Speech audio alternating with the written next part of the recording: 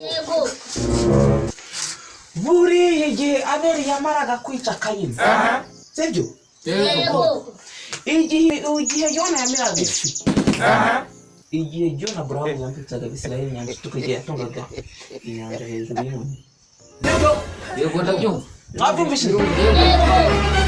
Icyo gihe.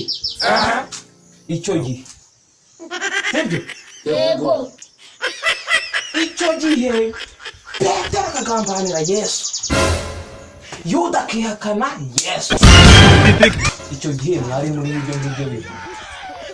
Ibyo nshaka kumenya. Wari uri mu Misiri? Wari uri Kanani? Mwari muri. Kuki? Gute iyo nagiye kumira ifi uhari? How far do we have this? Abeli se we yagiye kwica Kayini uri hehe? Nuza se Petero agambanira Yesu. Yuda warangije yakana Jesus mwari. Birababaje. Mwari he koko. Kandi ibyo ngibyo babaza mwari he.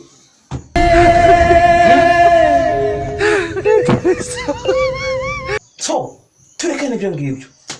Umurwa mukuru wa Kigali witwa ngo iki? Sorry. Mbaza. Subiza magazi cyane Hago hagarara gasengo meke. Umurwa mukuru wa Kigali witwa ngo iki? Dangerous. Kubwiye ngo hagarara. Umurwa mukuru wa Kigali witwa ngo iki? Egiputa. Yego. Mukosore. Kanani. N'umuhamashi. Iki kibazo bone nakigishije tareba wawe.